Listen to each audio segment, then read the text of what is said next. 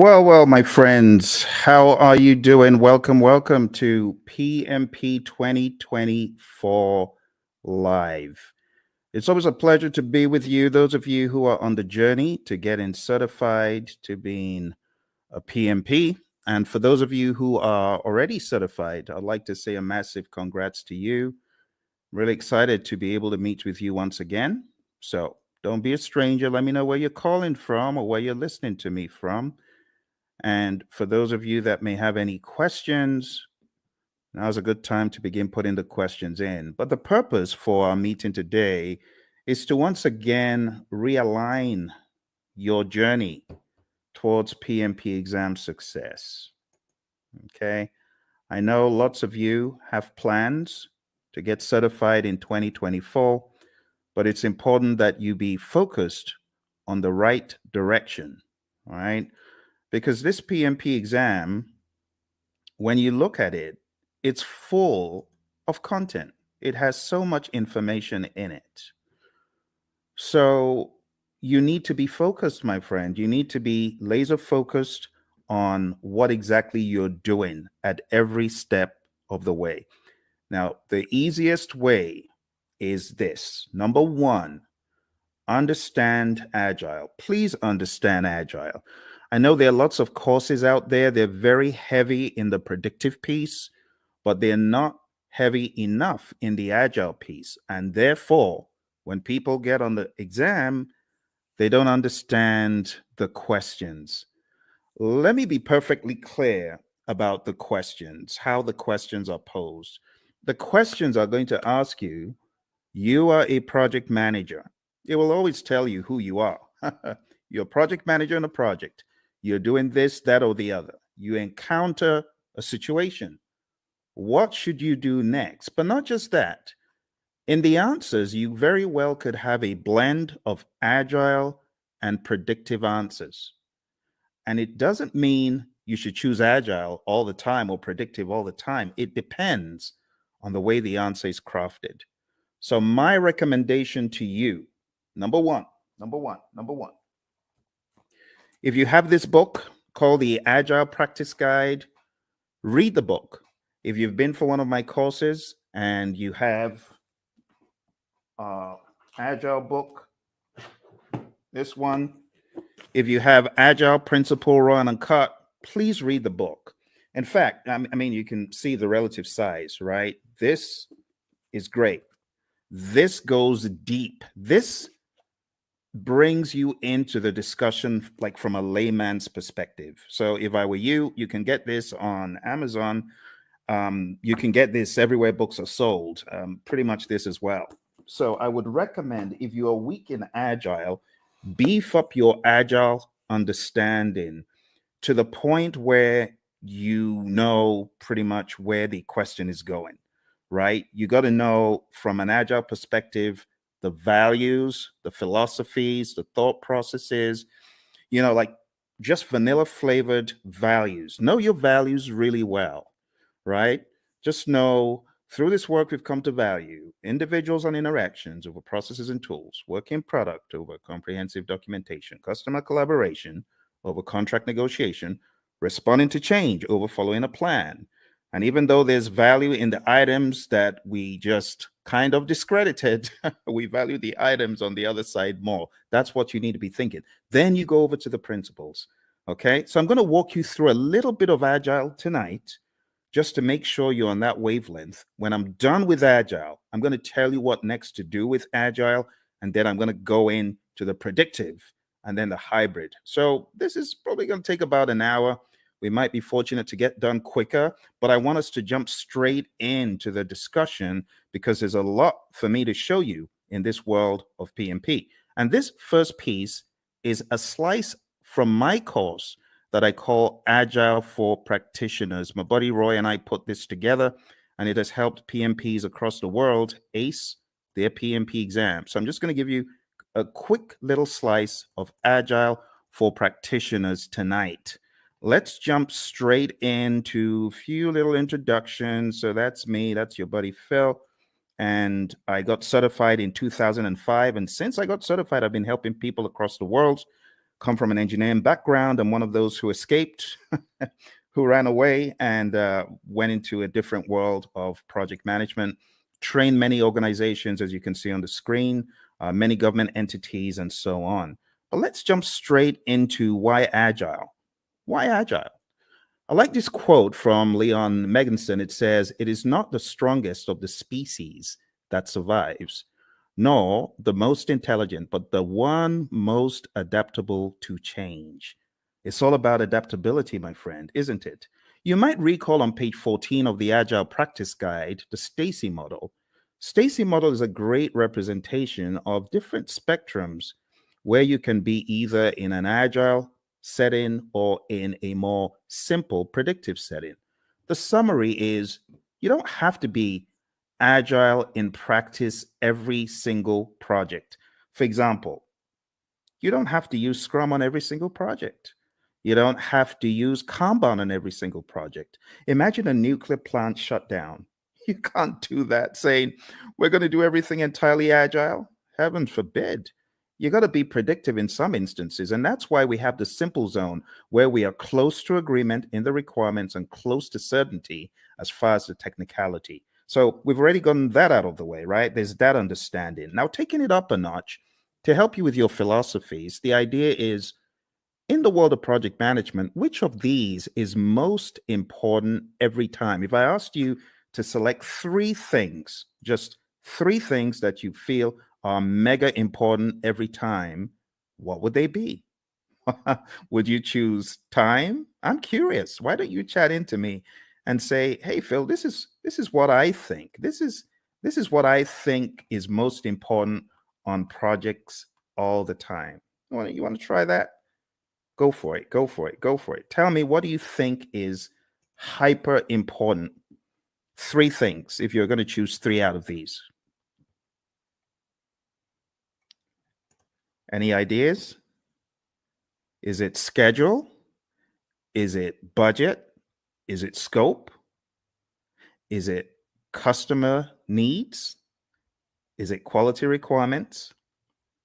Or is it team satisfaction? Which three? Chat into me. I'm waiting for you, my friends. I'm waiting. I'm waiting. Come on, you're project managers, right? So you already know the answer to this, hopefully. Which would you choose? Which would you choose?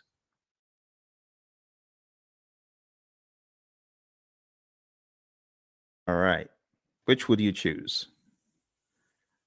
Everyone's trying to be all cute here. All right. Well, what I would choose is probably not the first one because delivering on schedule, if I don't deliver quality, is going to be frowned on. Don't you agree? If I delivered on schedule, but my customer is not happy, what good is that? Right? What about delivering on budget? You deliver on budget, but your customer is not happy. You got issues. You see where the train is going now? So, in order to answer this question, you need to ask, what about the customer? That needs to be actually one of the first things, but it's not the first thing that you think about. You know, the very first thing you should think about? The very first thing you should think about is the restaurant analogy. Have you ever been to a restaurant and you made the mistake of being mean to the waiter and they're going back there and you're wondering, oh my goodness, I shouldn't have done that. Who knows what they're going to do to my food? Has that thought ever crossed your mind? Well, it's the same thing when it comes to the world of project management. Because if you are not satisfying your team members, the likelihood is your customer may not be satisfied because the team may not put in their best. But if your team is satisfied, and I'm not talking salary now, I'm just talking being mindful and being empathetic and ensuring that the team has what they need. You know, the Agile manifesto talks about giving the team the environment and support they need. When you do that, you're likely to have the team meeting quality requirements, delivering on budget, schedule, scope, and the customer is likely to be satisfied. All that good stuff. Okay, so the best answer to this, I don't know if you noticed, this said all plan scope. So you don't have that mindset of, oh, we have to deliver everything. In the world of Agile, no, that's not our mindset. Our mindset is we got to deliver value. It doesn't have to be all the scope. So I was looking for you to choose the bottom three. That's what I was looking for, just the bottom three: customer, quality, and team. Now, moving on to the next part where we're going to go pretty quick. This is what I was talking about, right? The Agile Manifesto values, which I've already covered, and then the Agile Manifesto principles. I'll just summarize them. Number one, customer obsession. Number two, welcome changes, even late, for the customer's benefit. Number three, deliver working product frequently. We want this to be shorter than 2 months because things change rapidly. You want feedback. You want to put it back into production. You want customer engagement. If it's far beyond 2 weeks, your customer may be disengaged. Number four, business people and developers working together daily. Number five, building projects around motivated individuals. I mean, that's common sense. No one wants to build a project around a demotivated team, right? Number six, face-to-face conversation. Now, this is very debatable because today everyone's on Teams, everyone is on Zoom. So, when it comes to efficient and effective, we got to be careful in 2024. But for the sake of your exam, just go with number six as it's written. Number seven, working product, the primary measure of progress. In the world of Agile, we don't do all those percent completes and statuses, right? In this world, Agile processes promote sustainable development. I call number 8, don't kill the team. The don't kill the team principle. Number 9, continuous attention to technical excellence and good design enhances agility. Number 10, keep it simple, sir. Keep it simple, sister. Number 11, the best architectures, requirements, and designs emerge from self-organizing team. Just leave the team alone. Let them do their stuff. You hired adults. You hired experts. They'll get it done better than when they were meddled with. And number 12, at regular intervals, the team reflects on how to become more effective. They tune and adjust their behavior accordingly. Doesn't always have to be the retrospective. This could be just a way of life, a day-to-day philosophy. And that's the Agile Manifesto. You do really need to know this well before you exam, okay?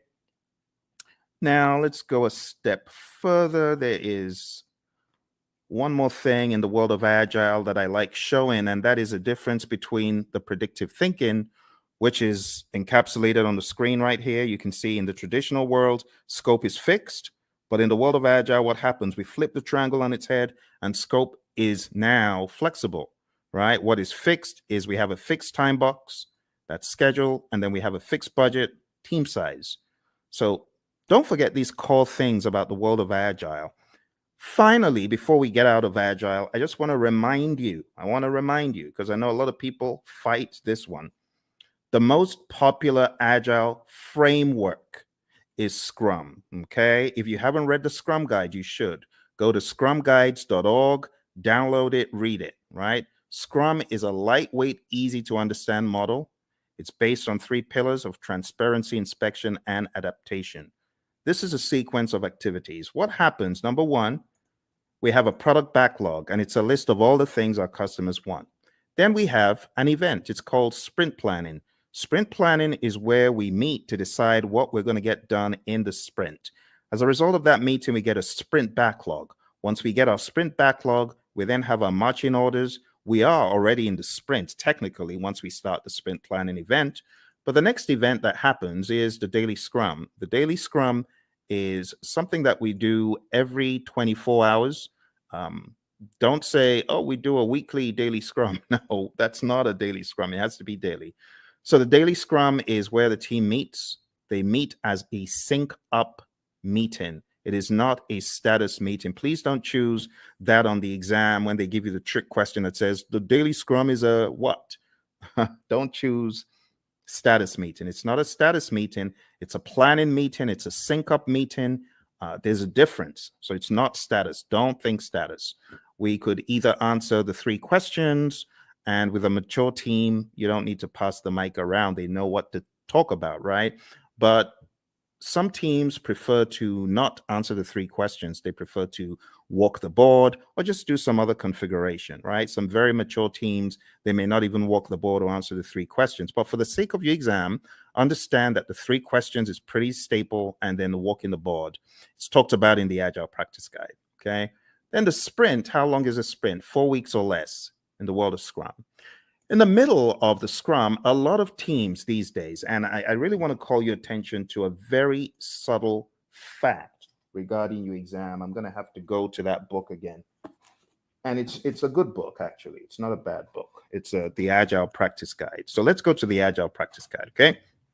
So looking at the Agile Practice Guide, I want to point out to you that there are a number of things the PMI accentuates on page 50 forward. Okay, so you do need to read PMI's account, because in the Scrum Guide, you don't have any talk about the event called backlog refinement. In fact, in the Scrum Guide, it's looked at as everyday life for the product owner.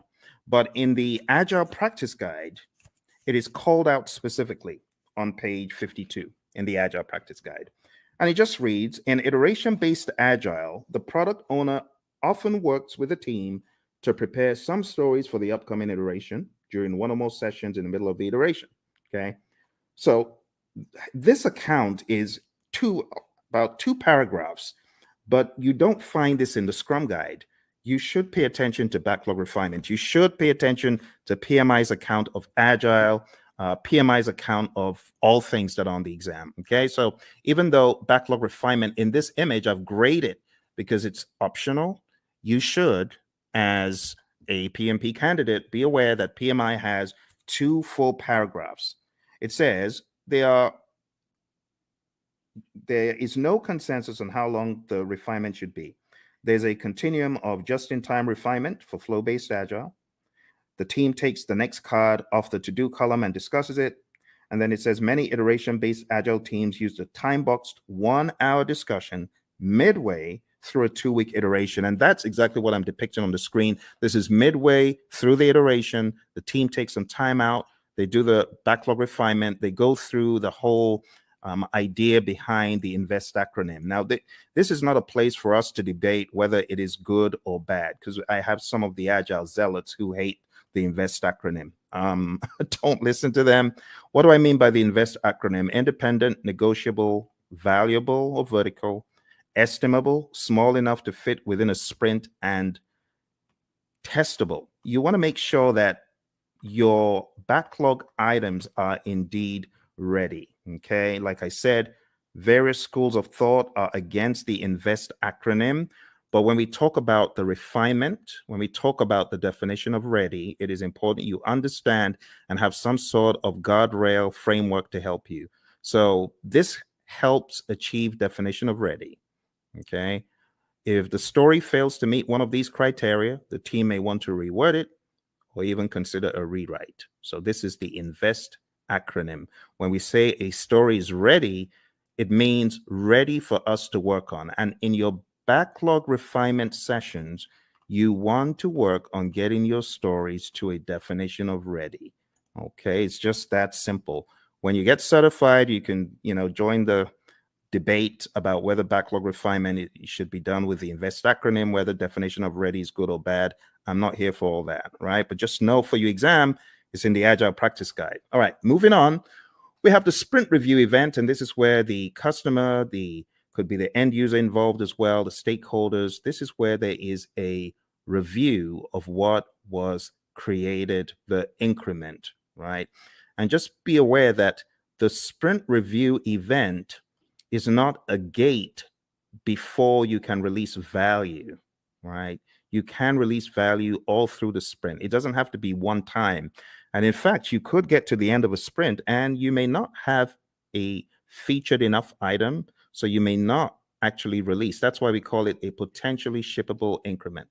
Lastly, we have the sprint retrospective event. And in the sprint retrospective, you already know this, I'm sure. This is where the team reflects, they look at what they could have done differently, what went well, what didn't go so well. It could also be a great team bonding exercise, and it's generally closed off to the Scrum team. And when I say Scrum team, I'm talking about the product owner, the Scrum master, and the developers, okay? So feel free to put any questions in there if you've got any questions for me, because I know for some of you, we have already gone through an extensive 35-hour course. You already know a lot of this stuff, but you might have forgotten some of it. For your exam, you got to understand the roles really well. The product owner role, I highly advise you to dig into PMI's Agile Practice Guide and understand their perspective of what this role does. I also advise you to look into the Scrum Guide to get a better idea of the product owner's role. I call the product owner the Chief Value Officer. Also understand what the Scrum Master does. The Scrum Master is a coach, not just a coach for the immediate team, but also a coach for the entire organization. This is someone who should be a champion in my mind for Agile and someone who should be making change on a grander scale. When you get into the nitty-gritty of your exam, you do need to know the 5 events. So the sprint, understand that in the world of Scrum, it's 4 weeks or less. Understand what sprint planning is all about. As I said, one of the things you should do before coming into sprint planning is you should have done some backlog refinement. So all your time isn't going on breaking down those huge monster epics or just realizing what exactly the customer was asking for all along. This is where the product owner needs to wear the hat of Chief Value Officer, understand what should have come next. And when you get into sprint planning, it's generally going to go a lot smoother. The daily Scrum, as far as this is concerned, the 15 minutes is pretty standard. It's non-negotiable for your exam. Just know that 15 minutes is a time box. When it comes to backlog refinement, like I said, we want our stories or our requests to be sprint ready. Again, in industry, there's the debate of, well, stories aren't needed in Scrum. They're not in the Scrum Guide. Yes, but for your exam, understand what stories are. I have to say these things because the landscape of Agile is changing very rapidly. When it comes to the sprint review, it's showcasing working product to the stakeholders. It's important that we don't relegate it to just a mere demo, but we see this as a working meeting. We can use this meeting to discuss metrics, what was not done and why. Delivery team demos the working product. The customers may even test it out. Physical products. We have a client of ours who had this physical autonomous vehicle, and customers could get to actually test out such things in a demo. All right. And then the retrospective, like I said, it should be a safe space. You want to understand what worked well, what didn't work well, and you could have some items that you take back to put into the product backlog for the next sprint so that you can improve on those items. But this is not mandatory. It used to be, but it's not mandatory anymore. Okay, a few quick memory joggers. A list of some of the long list of requirements, only those to be done in a sprint. Okay, I'm going to move very quickly. So these are just joggers for your memory, right? Since it says some, it is not talking about the all-encompassing product backlog. This is just talking about the sprint backlog. What about this one? The product backlog is prioritized and owned by whom? Okay, I've already given you the answer to this earlier on. So this is talking about the Chief Value Officer, aka product owner. All right, how about this one? The first event of a sprint is what? Okay, if you were listening in the beginning, you would have gotten that it's the sprint planning event. All right, let's go to the next one. The average length of a sprint used in most firms. If you use the world of Agile philosophies in your firm, you probably know the answer to this one. All right, so the best answer to this, my friends, is not the 1 month. I said 4 weeks or less, but in industry, the sweet spot is 2 weeks. All right, let's move on to the next one. The end result of the sprint is known as what? What do you call the end result of the sprint? All right, so I've abbreviated it because I really want you to think. I really want you to be on your toes thinking about, okay, what are we talking about here? So here we're actually talking about the increment. Now, you can eliminate 1, but you're left with 3. It's definitely not the Project Management Institute. So the best answer that I would have expected you to choose is potentially shippable increment, PSI. Majorly because it may not be featured enough. All right, so PSI is the answer to that one. Okay, PSI. Okay. Next one, a daily Scrum is what? What is a daily Scrum? Is a daily Scrum a planning meeting, a status meeting, a phase gate, or resolution meeting? Hey, Lawan. Lawan, good to see you. Lawan is one of our PMP gurus. She's already certified. And Lawan's got some other certificates, haven't you, Lawan? So very nice to see you. Nice surprise. What are you working on now that you're a PMP? Tell me what you're working on. I'd love to know. All right. So the daily scrum, Lawan said it's A, and she's correct. It's a planning meeting. We don't want to think of it as a status meeting. That will be an immediate 0. So don't do that. All right. Next one, priming the backlog and preparing it for the next sprint through discussions and reprioritization actions is what?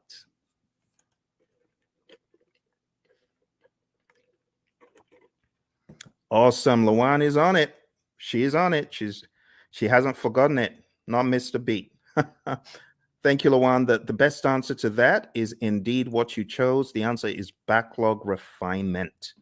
And backlog refinement, we talk about it as being not mandatory as far as an event, but in the Agile Practice Guide, we see it there front and center. All right.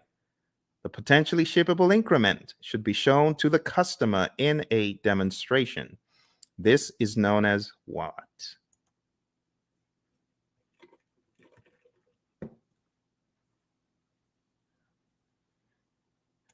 All right. So even though we call it a demonstration, it's not just that, but the best thing that we were looking for here is option C, sprint review.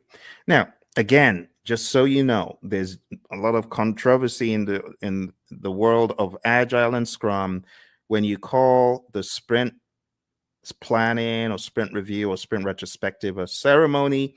You may get a wrist slap from some of the zealots. I don't care. Whatever. It is what it is. A lot of people call it ceremonies. A lot of people call them, other things, and that's it is what it is. Okay, Lawan. Lawan says she's working on her PSM. Awesome, Lawan. I know that you've already taken a lot of Ken Schwaber's PSM pre-test, so just keep doing that. And honestly, his site is probably the best place to be to just keep taking them over and over again, reading the Scrum Guide over and over again, and listen to our audio, because we've got audio out there on our channel, as you know. But well done, and try your best to listen to the lessons learned that are out there. We got lessons learned from the PSM from our friend Darian and Cindy, who both got certified last year. So I would recommend listening to them.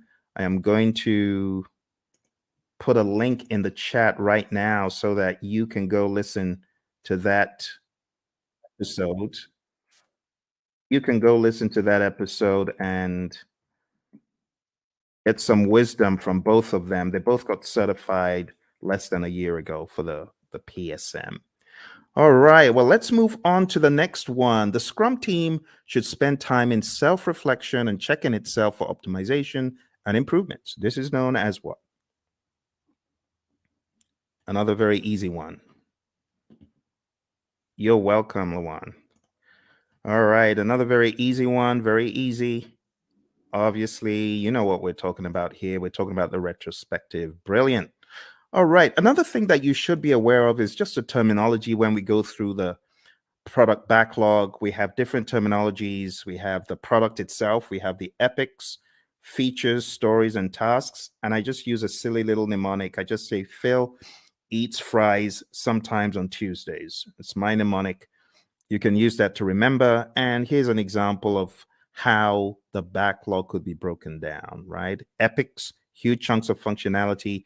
Features, a group uses stories together for release. It's a sensible way of releasing stuff, release like stories. And then we have tasks, which are not in the product backlog, by the way. At best, these would be in your sprint backlog, but you have a lot of mature teams who don't even put that level of stuff into their backlogs. So at the end of the day, you would have a breakdown that looks something like this, right? You would have the product broken down into epics. Here's an example of PBIs for a website, and I will zoom in so you can see the intricacies here. So it looks very much like a work breakdown structure, but don't get it twisted. It's not a work breakdown structure. This is a product, right? Product breakdown. It is not a work breakdown. Okay, so this is the general idea. epics, features, stories. You can see we have the core website functionality broken down into the UI, and then that broken down progressively into more levels of detail until we get to a task level. Okay, and then here you can see the UX, content and user experience, broken down into smaller pieces as well. Those would be at the feature level, and these story level, ultimately the task level. And we don't want to make this a religious thing you do in the world of Agile. It's not. It's just logic on how you break down your backlog, right? So your product backlog, you have big boulders, big chunks. Here's the general idea. When you're working on your product backlog, it's like an iceberg, right? You got this big old iceberg at the bottom. You got to break the iceberg into smaller pieces. And those smaller pieces, that's what floats up to the top. And that's what gets done. If the product owner, of course, is thinking properly, that's what should happen first. Okay, the next big difference that I want to point out is the difference between the definition of ready, which we talked about earlier. Go listen to it if you didn't, and then the definition of done. Definition of done is an agreed upon set of items that must be completed before an increment is considered complete. Do not mix this up with the acceptance criteria at the back of the card. The acceptance criteria, of course, could be one of the items that we are looking to be complete, looking to have met the requirements. But at the end of the day, the definition of done is not just one thing, it's a number of things. And it's on a case-by-case basis, depending on your industry and depending on your unique situation. But just remember that the definition of ready and the definition of done are different things. What drives Agile is a concept of value delivery. So you want to make sure you're delivering value to your client. Value should be the number one thing. Another thing that we joke about in our class is the concept of food, because we know people love food. But imagine if you went to a five-star restaurant and you wanted the dessert and someone said, no, you can't have the dessert. You got to eat the greens. Well, as an adult, you can appreciate that. But what if you were a kid? You wouldn't. In the same token, our customers, they have things that are near and dear to them, like dessert. And we say, give them the value they want first. Don't withhold the value from them. Because they won't be happy if you withhold the value from them. If you gave them the value, then they understand you get them, right? You totally get them. So how do you order the backlog? The different ways of ordering the backlog, but one of the philosophies is to understand the concept of doing the big, hairy, audacious things first, right? The high risk, but high value. So always think, what is high risk? What is there a high risk and a high value on in this project? If there's a probability that you won't get a high value item done, that could be bad. So what should you do? This is just basic project management common sense. Do the riskiest stuff first. And if you do the riskiest stuff first, there's a likelihood that you will at least get them done. If you don't do the risky stuff first and you do it last and then you don't get it done and the time box is over or the number of iterations you promised is over, that's no good. So we often say high risk, high value first, low risk, high value next, low risk, low value next. And then why do you even want to do those in the top left quadrant? Why do you want to do high risk, low value? It doesn't make sense. There's so much risk in it. Low value, it could actually tank the entire project. All right. So we're not saying this is the only way to think, but we're saying start off by looking for the high value stuff and then look for the riskiest of the high value stuff. There are other instances where you could prioritize based on other items such as urgency, cost of delay, weighted shortest job first. There's so many things you could think about. So when we think about ordering the backlog, the job of the product owner is a rather interesting one because the product owner has to think so many things: revenue, demand, importance to end users, frequency of use, the risk of not having it, and so on and so forth. So as a product owner, your thinking always needs to be what is most important. Now, the product owner sometimes falls into the fire alarm trap, which is pandering to people who are shouting the loudest. That is not the way to do it. You want to use more sensible criteria like NPV, ROI, Moscow, and Kano, which are really just categorization techniques when you think about it. Weighted shortest job first could be another one, and the risk-adjusted backlog, the concept of the risk-adjusted backlog. So there's so many pieces that you need to master for your PMP exam, but ultimately, you're going to understand that Agile is front and center, because I cannot tell you how many people have cried, my Agile was so huge on the exam. I was not able to answer the questions quickly enough. It took me such a long time to read them and things like that. So you got to be ready. Scrum is definitely the big number one framework for the world of Agile for your exam. And then the number two framework that I would highly advise you to hone in on is Kanban. Just understanding how Kanban is structured, what it actually means when we say limit your WIP and why we say limit your WIP. Understand what a board could look like when you have the WIP limits up top there. Understand what it means when we say the lead time, the cycle time, and things such as that. And understand this concept, because while it may not be tested on the exam, it's good to have the Agile philosophy of there's a cost for delaying delivering value to your customer. If you're not delivering value quickly enough, then your customer could tank. Your customer could fall off the radar. Your customer could go out of business. So we want you to have that mindset, okay? And last but not least, I'll just say have a mentality of the shuhari, right? Alistair Coburn brought this into the world of Agile from the world of Aikido, and it's just a great philosophy to understand. You got to go through a period of blind obedience. So I remember when the PMI Phoenix chapter brought the whole CSM bandwagon to our chapter, and I was one of the people who jumped on it. And our trainer was receiving a lot of consternation. Tom Meller was receiving a lot of consternation from the PMPs because they felt, what is this? This doesn't make sense. Why should we do this? Don't criticize our project management and things such as that. But blind obedience is best. Honestly, if you're coming into the world of Agile, just leave all your predictive stuff at the door, because I was in the world of predictive for eons, but I had to embrace, as they say in the military, embrace the suck. I had to embrace what Agile was bringing, the change in mindset. And not until I embraced it and I went fully in did I fully get it. So the blind obedience stage is really important.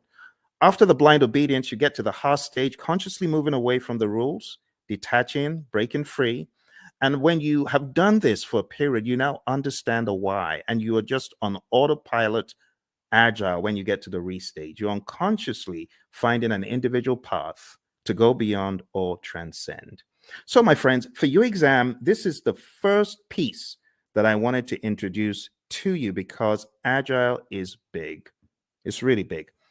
Now, if you haven't already realized, your exam is going to be based on people, process, and business. And people, process, business could cut across the world of Agile, or it could also cut across the world of predictive.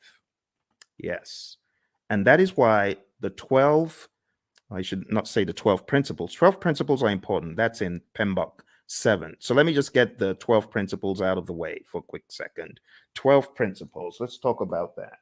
So for those of you that haven't read about the 12 principles, I want you to download a PMI PDF. I'm going to try to put that PDF in the comments below. So PMI 12 principles. I'm going to share a very, very helpful PDF because it could help you. Like if your exam is tomorrow, you obviously aren't going to have time to read this book, even though it's not as big as the 6th edition, but it's still a significant effort. But maybe, just maybe you could go through the 12 principles in this PDF. So let me show you what is in this PDF. And this will be a very quick run through because the philosophies are quite important. Okay, so let me share this with you. The philosophies in the 12 principles. Let's go very quick. So you can see the 12 principles over here, right? You can see stewardship, team, stakeholders, value, and so on. Let's start from stewardship. Going all the way back to stewardship. So this just says you've got to be a diligent, respectful, and caring steward. All of those things there are extracted from the PMBOK 7th edition, and this is kind of like the most significant part of the book in my mind. So if you open up the PMBOK Guide 7th edition and you go to page 24, okay, I want to make it very clear, very clear. Okay, here, this is it. This is it. I know it looks transparent, but this is it. PMBOK 7th edition. So if you go to PMBOK Guide 7th edition and you go to page 24, it says, be a diligent, respectful, and caring steward. And that's what you see here, stewardship. Stewardship includes integrity, care, trustworthiness, and compliance. And the summary is this: act responsibly to carry out activities with integrity, care, and trustworthiness while maintaining compliance. And that's it. Let's go to the second one. Number 2, team. So if you follow me to the next one, page 28, it just says project teams are made of individuals who wield diverse skills. And the summary is create a collaborative project team environment. That's the summary.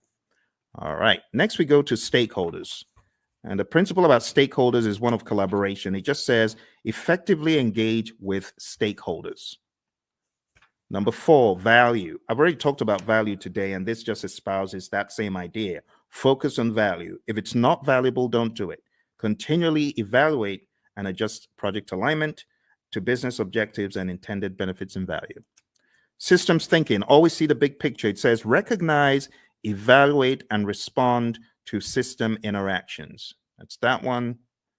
Going over to leadership. Leadership is all about being bold, taking those leadership decisions, making them, it says, demonstrate and adapt leadership behaviors to support individual and team needs. So here, I would say definitely know the Hersey-Blanchard model, the 5 stages of team development, things like McGregor's theory, Herzberg, Vroom, McClelland, all those, you should have an idea about those. But understand that leadership is all about influence. There's a difference between leadership and authority. You got to know that, okay? Even in the power interest grid versus the influence impact grid, there's a difference between power, authority, and influence leadership, okay? You got to remember that. So demonstrate leadership behaviors. Moving on to tailoring. Tailoring, it says, tailor based on context. The summary is you cannot throw the entire PMBOK guide or guides or process group or practice guide at every single project. All right, next one is quality. It says build quality into processes and deliverables.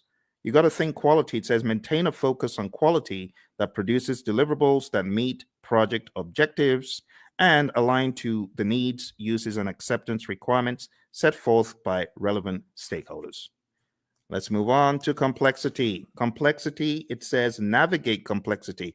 The best way to navigate complexity is to understand the dimensions in it. The dimensions, human behavior, system behavior, uncertainty itself, and ambiguity, and technological innovation. There's a difference between these two. So let me go over these on page 51 very quick for you. Ambiguity is a state of being unclear.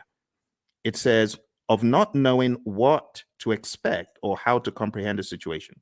Then it says uncertainty is a lack of understanding and awareness of issues, events, paths to follow, or solutions. The summary is this. PMI is saying complexity is a characteristic of a project, and you as a project manager, you need to know how to manage it. How do you manage complexity? Let me take you back in time to the Stacy complexity model, remember? Now, how did we say we would work on complexity? We're going to break things down into smaller pieces, do things in iteration. Sounds like Agile, right? Because that's what we're talking about. All right, number 10, optimize risk responses. It says continually evaluate exposure to risks, both opportunities and threats, to maximize positive impacts and minimize negative impacts to the project and its outcomes. Number 11, embrace adaptability and resiliency. It says build adaptability and resiliency into the organizations and the project team's approaches. It says most projects encounter challenges or obstacles at some stage. The combined attributes of adaptability and resiliency in the project team's approach to a project help the project accommodate impacts and thrive. Adaptability refers to the ability to respond to changing conditions. Resiliency consists of 2 components: the ability to absorb impacts and the ability to recover quickly from setback or failure. Last but not least, we have number 12, one of my favorites, and this says enable change to achieve the envisioned future state. It says prepare those impacted for the adoption and sustainment of new and different behaviors and processes required for the transition from the current state to the intended future state. Here's the deal, my friends. If you're ever going through change, just remember that people are different. Some people cannot absorb change very well, and others can. So you must approach it from a humanistic standpoint. You have to be empathetic. You have to understand the J curve, the way the J curve works. People are going to be in that valley of the J curve, pondering and wondering, how does this impact my life? They're going to be down in the dumps. So what the PMI advocates quite a lot is sense-making sessions. Don't forget the people. All right, and that's pretty much it for PMBOK 7. For those of you who have been asking the question, Phil, does that mean I need to just read the entire PMBOK 7? I've told you, listen to what I'm telling you. Read, I've given you one PDF. Can I give you one more PDF from the PMI? Let me give you one more PDF from the PMI. I'm going to give you the domains PDF because I know some of you, you're still wondering, but what about the domains? I need to know the domains. Okay, I'll show you the domains. You want domains? We'll go to domains tonight. I'll show you. So here we go. Here are the domains. Okay, just to ensure that your curiosity is satisfied, there are 8 domains in the PMBOK Guide 7th edition. Now, stay with me because I know some of you are fixing to run away. Stay with me. Okay, I got to explain this. This is PMBOK 7. This is PMBOK 6. PMBOK 6 is a wildebeest. It's huge, right? It has 756 pages. This one, on the other hand, has 300 something pages. However, when it comes to predictive project management, this does not do a good enough job, which is why the PMI have included in their library something called Process Groups of Practice Guide. And that took from the now out of publication 6th edition, and they put together Process Groups of Practice Guide to walk people through the knowledges and process groups. Because, should I just be honest? People ain't buying the domains. People are like, we've known the process groups and knowledge areas for the past 2.5 decades. Why are you giving us? It reminds me of the Israelites. Why are you giving us this stuff to eat?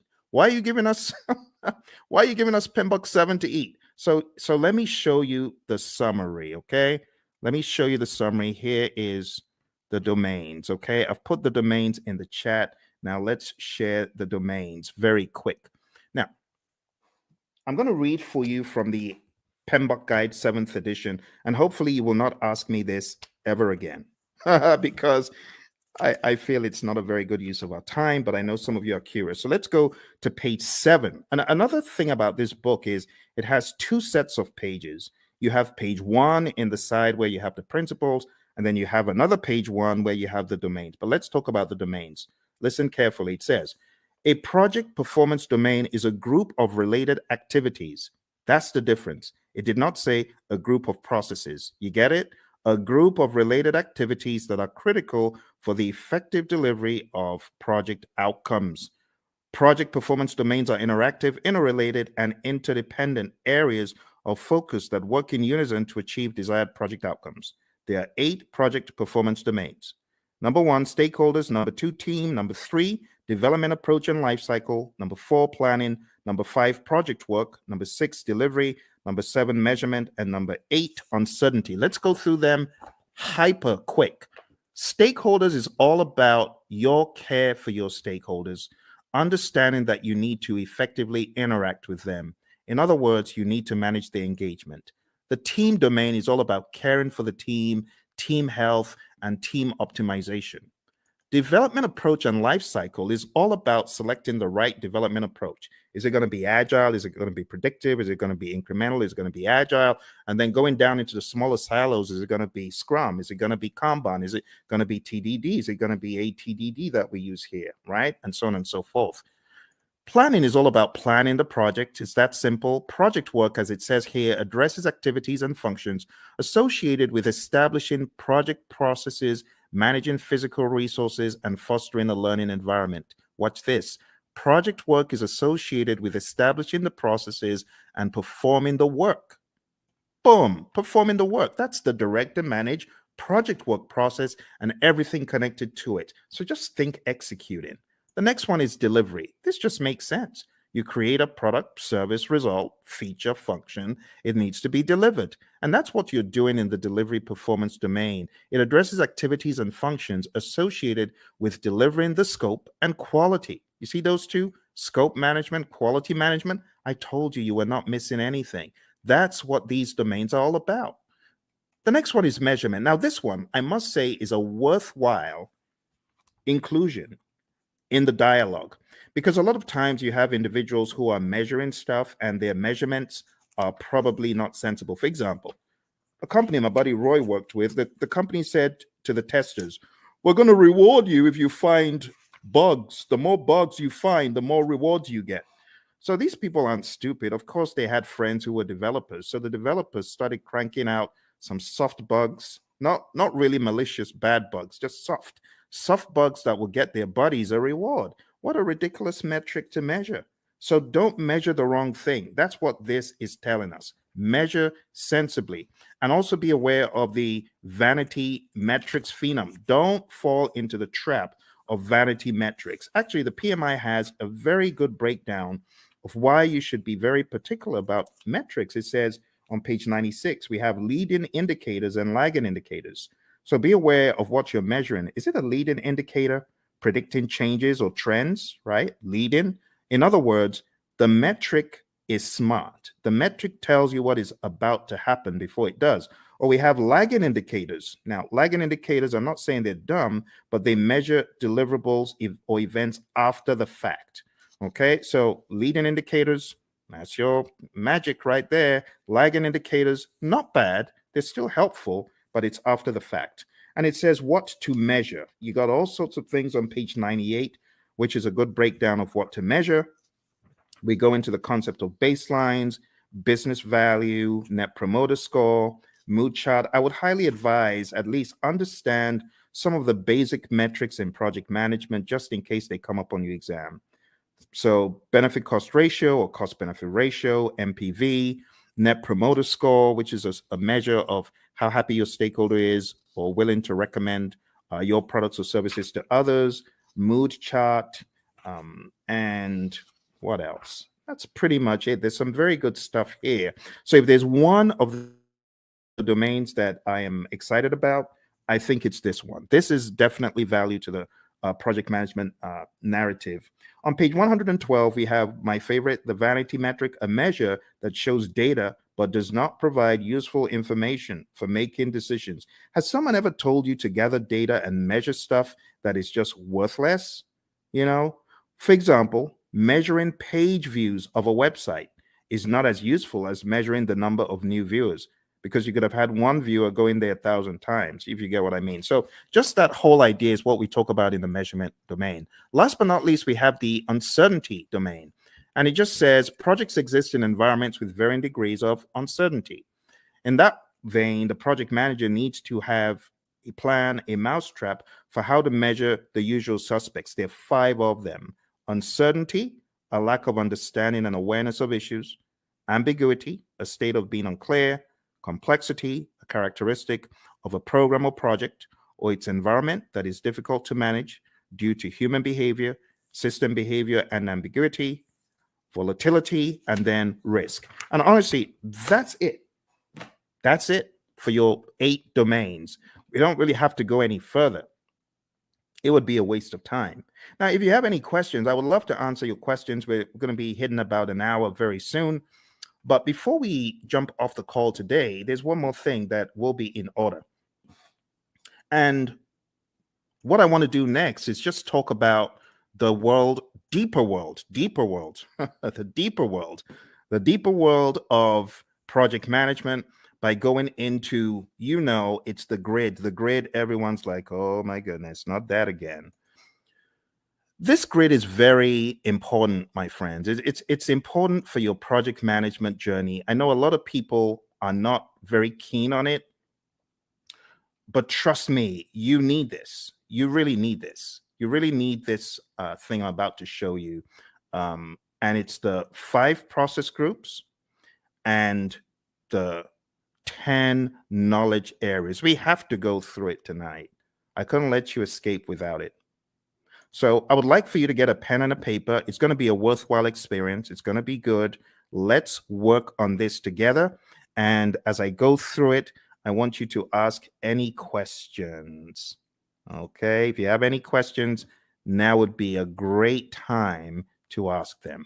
So in the world of project management, according to the PMI, way back in time, there are 5 process groups of project management, and they're just 5 buckets. I just call them buckets of things that need to be done in order for us to get project work done. And when I say project work, I'm talking more about the work that the project manager and the team are going to do to manage the project. You see, there's a difference between doing the work versus managing the project. You hear the PMI talk about a product lifecycle. That's all about doing the work. But then there's talk about a project management lifecycle, which is really code for the process groups. So if you're taking this exam, what is going to help it become easy for you? I heard this again from one of our latest PMPs. Shout out to Lily, who got certified about 4 days ago. She said the same thing. This will help your exam. Highly recommend that you watch this over and over again and you work with me. I am going to be typing in all of the process names and I'm going to be explaining them to you. All right. So why don't we get started with the first area of knowledge? Because we got, I prefer extra money in cash at the top, or I prefer eating mangoes chilled. And then we've got, I saw 6 chipmunks quietly roasting coffee, reading poetry stories.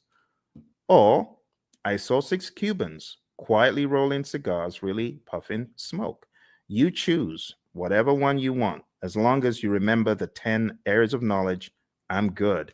Moving into each one, we have the very first, which is integration.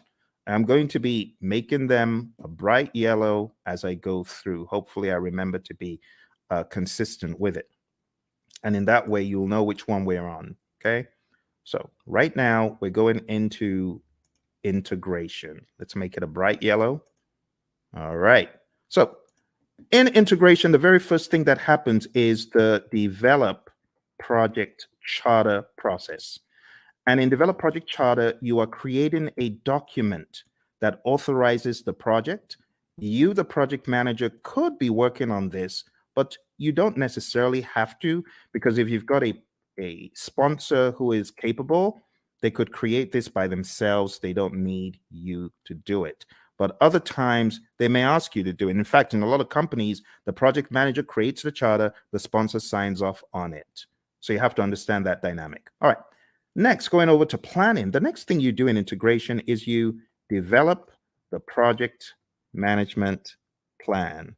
And this is where you put the big plan together, because there's a lot of stuff that actually happens under the process that we're not seeing yet. There's stuff that happens under integration, and all of that rolls up, technically speaking, into integration at the end. We'll talk about that progressively. Next, going into executing, we have the direct and manage project work process. This is where the work is being done and the major output is a deliverable. So think about it. Everything that you're doing in project management, whether you're making a chicken sandwich or whether you're working on software or code or whatever, you will have the time when you need to do the work. And direct and manage project work is where the project manager is helping by directing and managing what needs to be done. Okay. From direct to manage project work, in addition to deliverables, we get something called the issue log, and we also get work performance data, which is just like you as a project manager, you are observing what is happening on the project. You know, you're observing how many widgets have defects. You might be observing which employees are unable to come in for work. We call that work performance data. The other thing that happens here in executing and integration is manage project knowledge. Okay, and then moving over to monitoring and controlling, we have a process called monitor and control project work. And this is where we are creating reports. We call them work performance reports. And the reports help understand the status of the project and so on. And the other thing that happens here is called perform integrated change control. And this is where you are reviewing the change requests that come in. The change control board is also involved. So you would review the change request as it comes in. If the change request is not in formal writing, you are encouraged to put it in formal writing. And then you review it, you do an impact analysis, and then you send that information to the change control board, and they can review the change request and decide whether it's going to be done or not. And then in closing, we have the close project or phase process. Close project or phase. And this is where you close out either a phase in the project or the project as a whole. Now, what I want to do right now is just comb through them in a little bit more depth. All right. We get a project charter from here, develop project charter over here. From develop project management plan, we get our project management plan. From direct to manage project work, we get our deliverables. From manage project knowledge, this is where we do our lessons learned. We get a lessons learned register. From monitor and control project work, we get our work performance reports. From perform integrated change control, we get our approved change requests.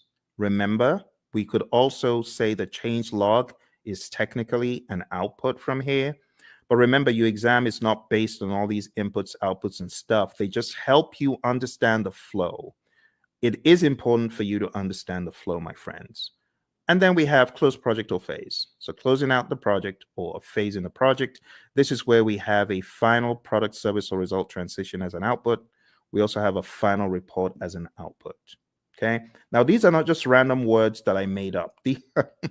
These are indeed things in the PMBOK Guide 6th edition and things that are helpful for you to know as you traverse the landscape of project management as you prepare for your exam. Okay. All right. I hope that makes sense. Do send in any questions if you have questions. So that's the first knowledge area. Now, everything that happens under integration, you got to look at it like this. Look at it like this. All this stuff under rolls up.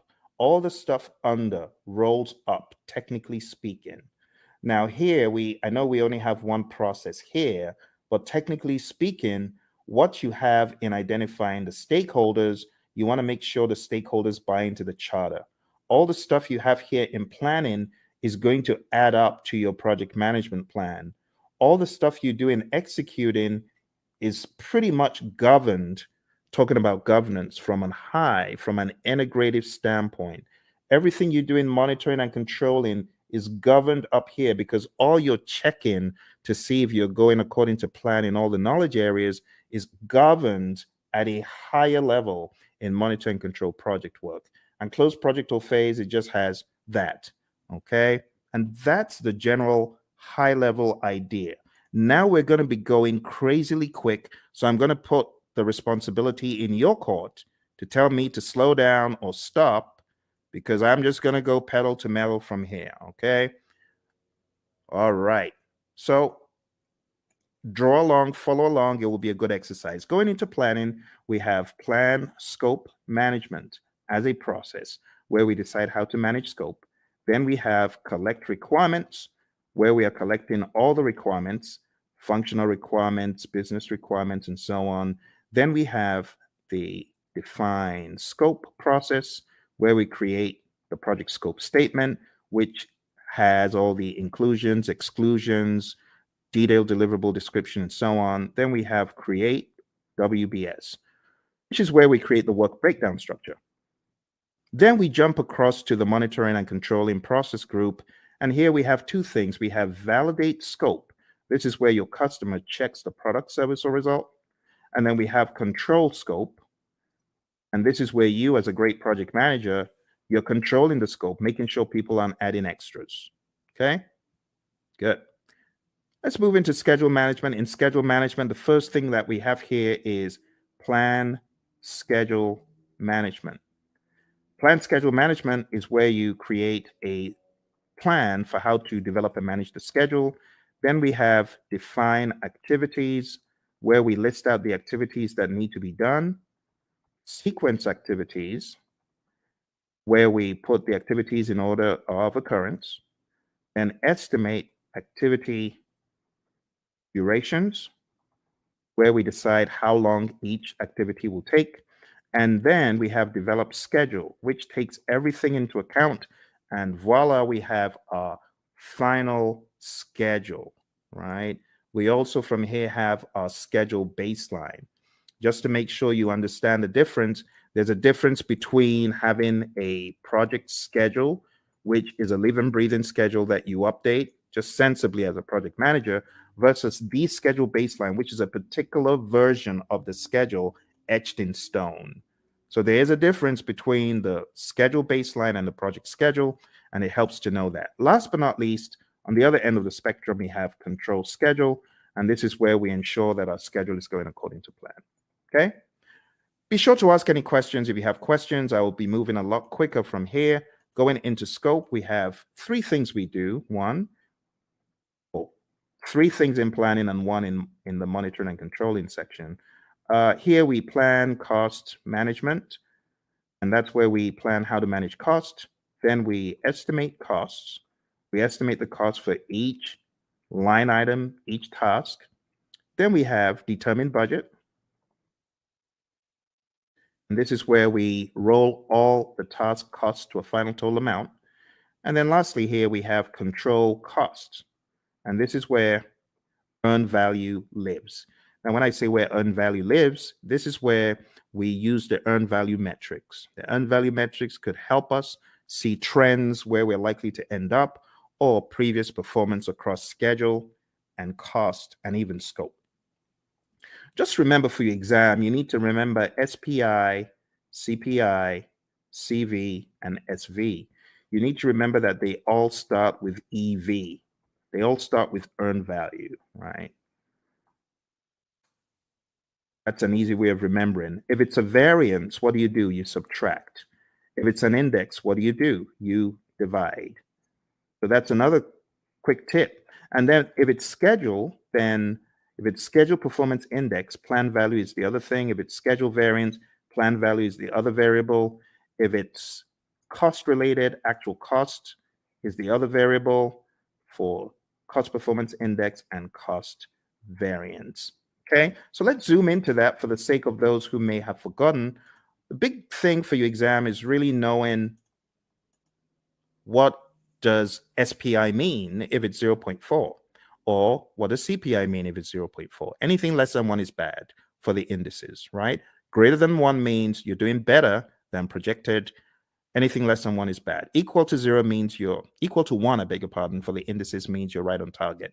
For the variances, if it's 0, it means you're on target. So if you have a 0 variance, that's good. If you have a negative variance, that's bad. If it's greater than 0, like if you have even a $5 cost variance or schedule variance, that means you are actually better than planned. Okay, so those could help you in your recall for the exam. I'm going to put them over here. I'm going to make them a little bit smaller because they're not really a process. It's just something to remember. All right, let's go over to quality. So in quality, we have plan, quality management, and we have manage quality, where we are actually carrying out our quality audits, manage quality. And last but not least, we have control quality. And in control quality, this is where we are actually checking the product, service, or result. Okay. For those of you just coming, we're doing an end-to-end coverage. It's a very rapid means for you to catch up on the PMP. Once this live stream is over, it is likely you will not see the video because the video will be pulled down. You won't see this video once it's over. So if you know you're not able to stay, unfortunately, you will not see this video afterwards. All right, let's come out. Let's go back in. All right, there we have it. So we've got plan quality management, manage quality, and control quality. Moving on to the next thing we're talking about, we're going to talk about resources. Moving on to resources, we have 6 things here. We have plan resource management. We have estimate, activity, resources, and those two happen in planning. In executing, as far as resources concerned, we have acquire resources, we have develop team, and then we have manage team. And what are the differences? In develop team, this is where our team goes for team building, They get trained, they get educated in project affairs if they need to, or technical things. And then in managed team, this is where we give the team feedback. And last but not least, here we have control resources. All right. If there are any questions whatsoever about what you get out of the processes, please ask.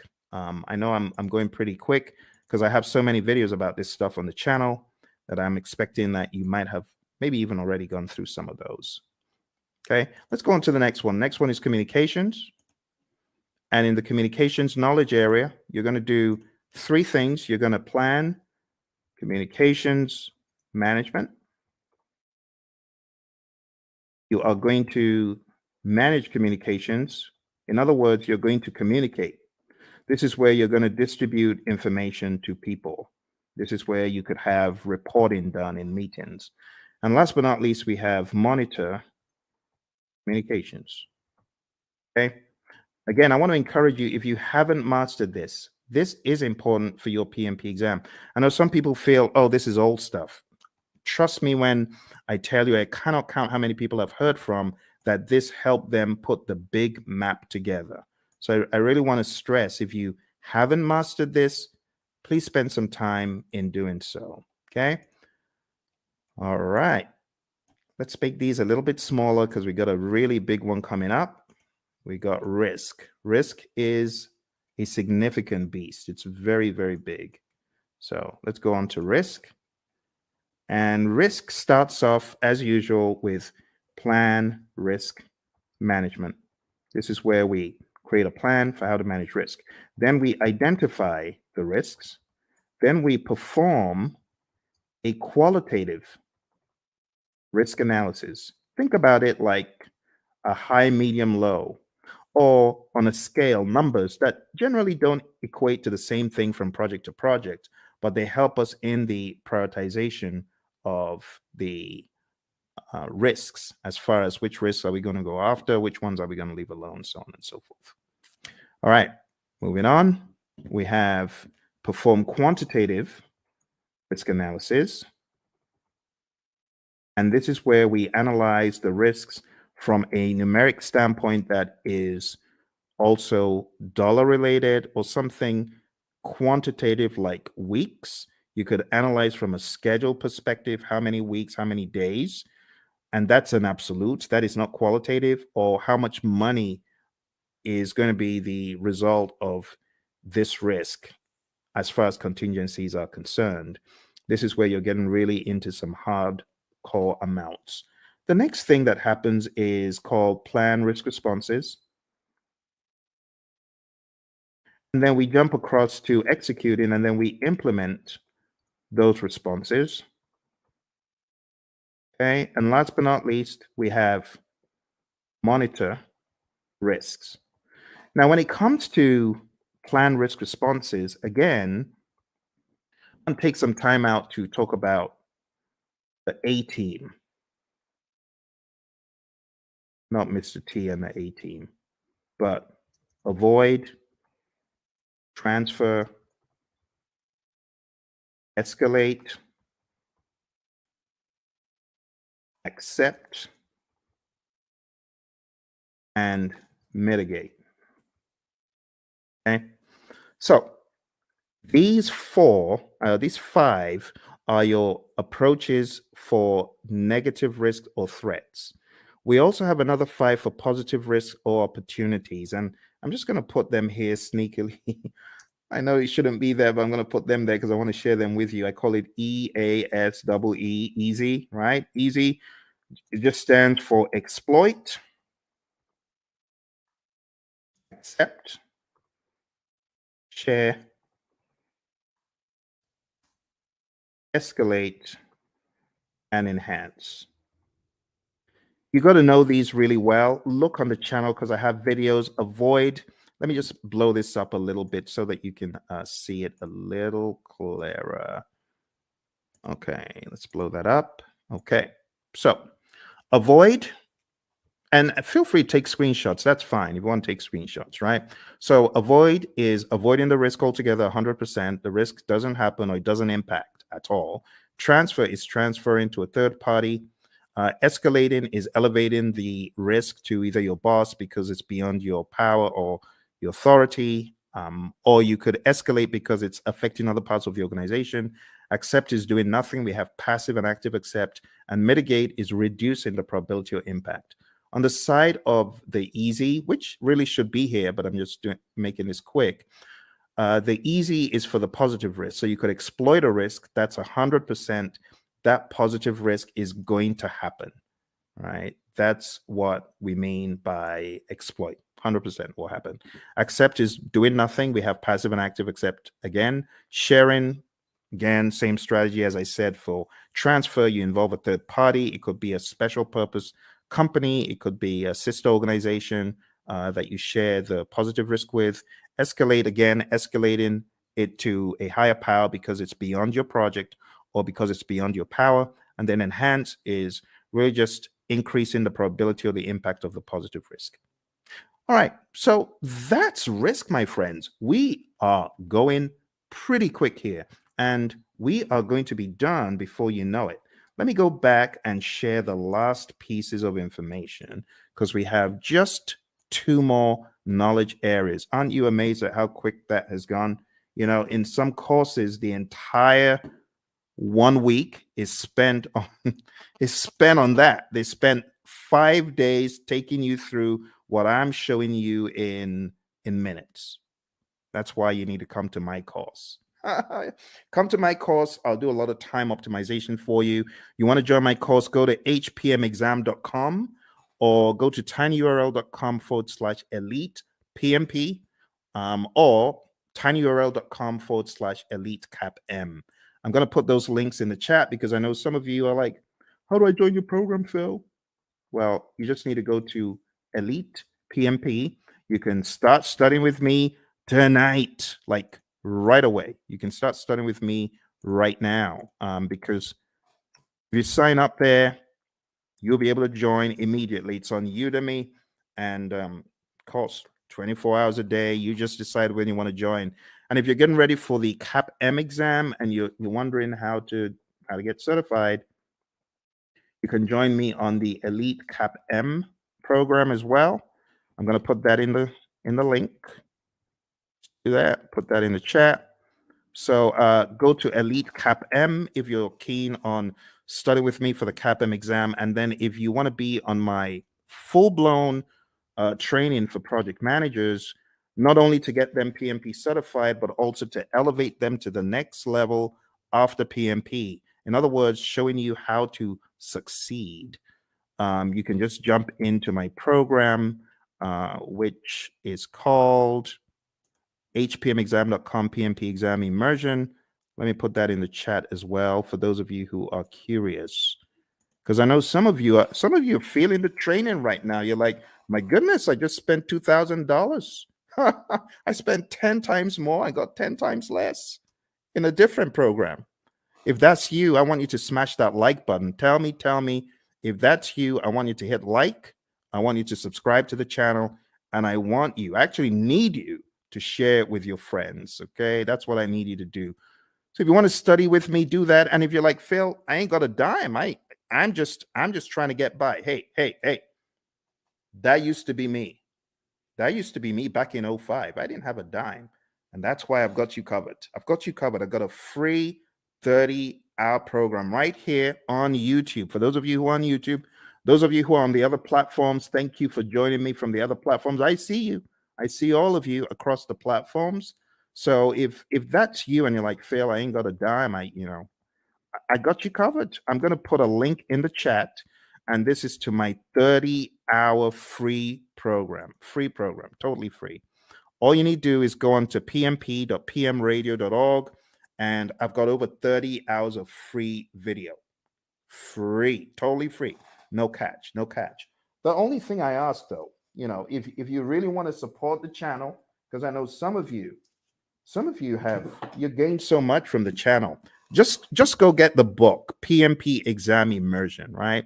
The PMP Exam Immersion book, I'm going to show you tonight how to put everything together in context.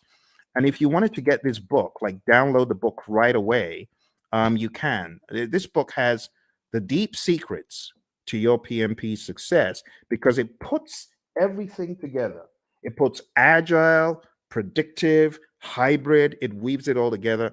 It's called PMP Exam Immersion, the book. So I know I have the course, but this is the book. And if you get the book on the link that I just shared, you'll actually be able to download a workbook.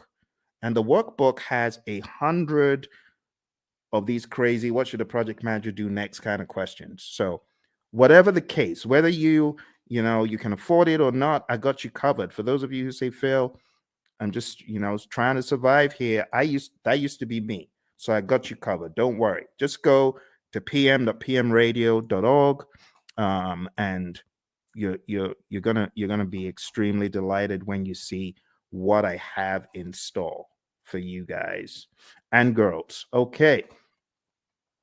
So let's jump into the final piece of our journey today, which is going over the last two. I'm going to make the others very small, just so that everything can fit on the screen. Okay. Some of these processes, they occupy a lot of space. I might be able to make a few of them bigger, like quality is actually not that much. And if you haven't gone through this rites of passage, well, I'm glad you're going through it right now. This is a brilliant opportunity for you to see how the entire table comes together. All right, so procurement. What do we do in procurement? Number one, we plan procurement management. Plan procurement management is where we decide, are we going to buy or not? Are we going to make or are we going to buy? If you decide to buy, then we go through the procurement process, the philosophies, right? And we do the RFPs or the RFQs or the RFI, request for proposal RFP, request for quote RFQ, request for information RFI, IFN, invitation for negotiation. I'm talking so quick because I want to get done. I want to get done. It's a weekend. It's a weekend. You see, the labor of love, your buddy Phil is here for you to help you. Because once I hit the road again, it's going to be hard for me to do these. And I hit the road very shortly. All right, conduct procurements is where you take a look at all of the proposals that were sent in and you select one or two, you award a contract, and then control procurements. This is where you are checking to ensure that the vendor, the seller actually did what they promised. You want to make sure that they are delivering. You want to make sure that they are on time. You want to make sure, as one of my students said, hey, my client just showed up and we do interior for airplanes and they just showed up to do an audit. That's control procurement. You want to make sure that the seller is really upholding the quality. And the funny thing is they weren't, because, some of these folks, they bring in, they want to show off to their friend, like, oh, you need to take a look at this aircraft that we're refurbishing. So unfortunately, on that day, one of them brought his buddies into to the workplace. Bad move because the customer showed up. All right, let's finish this off. All right, last but not least, we have stakeholder. So over here, we have identify stakeholders. This is the only one that you have in the initiating process group. And then we have plan stakeholder engagement. And then we have, after you've planned how to engage a stakeholder, then we have manage stakeholder engagement. This is where you're actually engaging your stakeholder, speaking with them, communicating with them, working with them. And last but not least, we have monitor stakeholder engagement. Okay. And my friends, that's it. I just showed you. Please give me a round of applause. Give me a round of applause, please, please, please. I think I deserve it because I've done what a lot of instructors won't do. I took you through the entire Agile curriculum. I've taken you through PMBOK 7, principles, domains, and boom, now I took you through PMBOK 6. PMBOK 6. Do you know how much time that would have taken to go through these books alone? Do you know what that would have taken? We went through this, we went through this, and we went through this. All in 1.5 hours. Please give me a round of applause. I need some likes. Like, please, help me. I know some people think, why is he asking for likes? I need your likes. I can't do this alone. I'm trying to help the world get PMP certified. You need to remember where I'm coming from. On my PMP exam, question 20, do you know what the time was? Question 20? I was 1 hour in to my exam on question 20. Think about it. If this exam has 180 questions and this guy's only done 20, how many hours does he need to finish the exam? The wise people would say 8 more hours. You're correct. It was a disaster. I had only gotten to question 20, 1 hour in. And this is a very good example of how not to take the exam. Don't take the exam saying, oh, I've got to answer this. I'm going to use all the time I can to answer this one question. No, don't do that. Don't do that. I was spending 3 minutes a question. How foolish. Instead of me to go with my gut and just keep mowing them down, just keep going. Even if you feel they're not right, you don't have the luxury of time. I've had a lot of students who say, Phil, I was shocked. I ran out of time. Normally, before I got into the exam, I was killing all of my mock exams. Of course, because the stakes are higher. Your brain is going to be working differently. You're going to be working differently. So don't try that stuff that you do at home on the real exam, okay? Which is why I say roll up your sleeves and go to a test center, smell the coffee. It'll kick in. It'll kick in. Just drink the coffee, but smell the coffee because you realize the stakes are high. Long story short, after 1 hour, I started writing my eulogy of the PM slain in the Battle of PMP.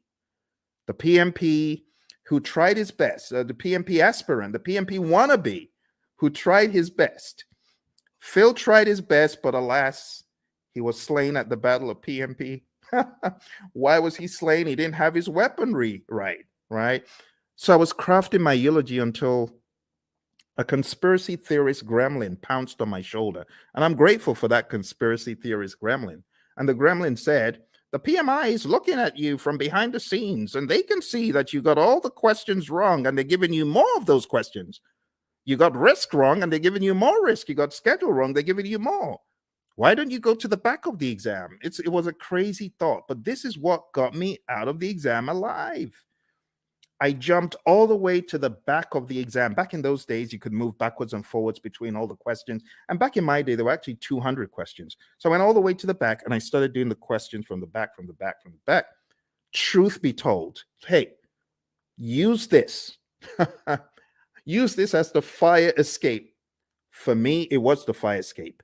I started backwards and I realized the questions were easier from 200, 190, 180, 170, 160, 150, 140, and just kept doing the exam backwards, and it was easy. Then I got to a pocket of difficult questions. It's like these question writers are like fiends from the pit. They know where to grab you, and they just, boom, dollop a boatload of hard questions, and it's like quicksand. Don't be moved by that. You can jump over the quicksand, or you could just do C, D, E, C, C, C, whatever the options are, but don't get stuck in the quicksand. I didn't get stuck in the quicksand. Kept mowing them down. I think I had a pocket of difficult ones in 120, kept going back around 70 something, difficult ones around 50. I didn't care. I was just mowing them down, doing my best. And then I got back to question 20. And guess what the time was? 3:55. Pretty much I had 5 minutes left. And the question is, am I going to start changing stuff, or am I just going to end the exam? Took a deep breath. Boom, end the exam. And then the screen goes blank. You've been selected for a survey. We would like to find out, did you enjoy your exam experience? Was it clean? Did you like the staff members? Oh my goodness. Now I have to go all the way through this ridiculous survey saying, I liked it, I didn't like it. But remember, the conspiracy theorist gremlin is saying, fail, you got to say you like it, because if you said you don't, you're going to fail. So what did I do? Yes, I liked it. It was good. It was clean, even though it was dingy and dim lit. Everything was good. It was good. It was good. It was good. Then press the end button and the screen goes blank for like an eternity. Congrats. You've passed the exam. Talk about being chased by, you watch those TikTok videos of crazy bear out of somewhere in Colorado, those bears. That was me. I felt like I had run from the crazy beast. And that's why I do what I do. Because when I came out of the exam, I promise that if I come out of the exam alive, as I'm writing this crazy exam called the PMP exam, I'm promising if I come out of this thing in one piece, two promises. Number one, I promise I'll never curse the PMI. I won't curse them as I always have been. And number two, I promise I'll tell everyone anything in the world that moves.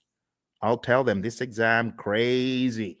Crazy exam, crazy exam. That's why I say take no prisoners. Do everything you can before you find yourself in front of that computer monitor. Do everything you can. All right. Final thing we're going to talk about today, my friends. I'm going to show you the PMI's secret sauce for the PMP exam. They have a secret sauce for the exam, and that secret sauce is encapsulated in a document. And the document is simply called PMP Exam Content Outline. I'm going to put that in the link so that you can download it and read it. I'm showing you where all the treasure is buried tonight, my friends. You know, like I said, I'm hitting the road again. I don't know when next I'm going to be able to do this. It's going to be a while. Here we go. Here we go. That is the PMP Exam Content Outline. And I'm going to go over the outline with you, but I'm not going to do it the usual way. I'm going to do it differently. I am going to do it very quickly by going through my special roadmap. It's a roadmap I created for the PMP. And it cuts off, I would say, about 10 hours. It cuts off 10 hours from the curriculum because it's very rapid and effective. Are you ready? Let's jump into it. Let's jump into it. Here we go. Here we go. For those of you that have been on since we started, thank you very much. I hope you're finding value from it. Your exam is going to have people. 42% of the exam is people, 50% is process, 8% is business. And then you can slice that across 50% agile and hybrid, 50% predictive. Okay? So what am I trying to say? I'm trying to tell you agile is a beast, a big old beast as big as predictive. Here's the breakdown one more time. See that? So pay close attention to the process domain, but don't forget, you could slice these into 21, 21 for people, 21 agile and hybrid, 21 predictive. For process, 25 agile and hybrid, 25 predictive. For business, 4% agile and hybrid, 4% predictive. That's the general idea. Okay. Let's go into the people domain very quickly, and I'll just try to wrap it all up. Okay. Number one, I have changed the order from what is in the outline that I sent you. In the outline, it starts off with manage conflict, and then it goes into lead a team and so on. But I'm changing it because I want you to get the flow. The flow doesn't make sense in the outline. I want you to get more of the flow from a time perspective. So number one, what I want you to think about first is building a team. You build a team, and then you begin to define the team ground rules, do's and don'ts, and acceptable behavior. And then you begin to lead a team. You know, my mentor, John Maxwell, he says a true measure of leadership is influence, nothing more, nothing less. You're going to lead the team to success. You're going to help the team understand what to do on the project. Leadership is all about example as well. The Hersey-Blanchard model is also a very good one to talk about here. If you haven't heard about the Hersey-Blanchard model, this is it. The thesis of the Hersey-Blanchard model is you need to be a situational leader. You can either be in a directing mode, depending on the individual. This is where you give low support and more direction, or in a coaching role, or in a supporting role, giving more support than direction, and in a delegating role where you just know the keys to the kingdom are safe with this dude, this girl, because they've proven themselves time and time again. But you don't always stay in one quadrant. You move around depending on the individual and the circumstance. With someone, you could have a delegating approach, but if you change the environment, you may need to have a more directing approach with that same individual. And that's the general idea. The other thing that you really need to know for your exam is the 5 stages of team development: the forming, storming, norming, performing, and adjourning.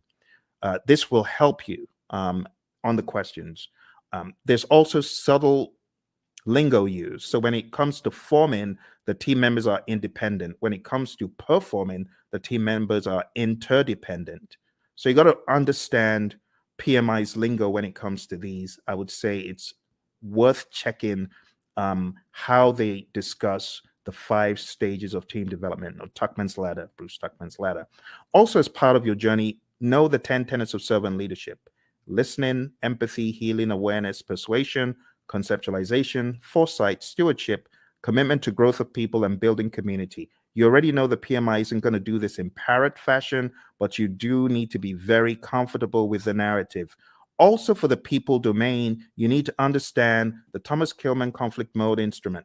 There's no image of this in the PMBOK guides, any publications from PMI, but you need to realize that you could be somewhere in the middle as far as your approach to conflict, or you could be very forceful to get your way, or you could be in a collaborate or problem solve mode, which means you're assertive about your needs and the other person's needs. You could be in the avoid or withdraw mode, or you could be in the accommodate or smooth mode. The accommodate or smooth means you're more focused on the person's needs than yours. Avoid or withdraw means you don't care about yours or the other person's needs. You just want to escape. And that's okay. But avoid or withdraw is not the end. You could be back. You could be back with some additional backup. It depends. Okay. So there they are again. The Thomas Kilmann conflict mode instrument, PMBOK 6, page 349. If you're in PMBOK 7, it's talked about differently. It's kind of wonky because it kind of went off something else instead of sticking to the Thomas Kilmann conflict mode instrument itself. This is what I would recommend, though, for your exam prep. Okay. So going back, we've talked about 6, 12, and 2. The other things you need to know for your exam: definitely understand how you as a leader should build shared understanding. Then we go to task 5, ensuring team members and stakeholders are adequately trained, which is a no-brainer. Number 13, mentoring relevant stakeholders. Whether you're the Scrum Master or the project manager, you should mentor. Empower team members and stakeholders. Manage conflict. This is where the whole conflict dialogue now comes in. Number 11, engage and support virtual teams. Understand the concept of the fishbowl window. Number 9, collaborating with stakeholders. Number 7, addressing and removing impediments, obstacles, and blockers. Number 3, supporting team performance through the application of emotional intelligence. Number 14, I beg your pardon, promoting team performance through the application of EI.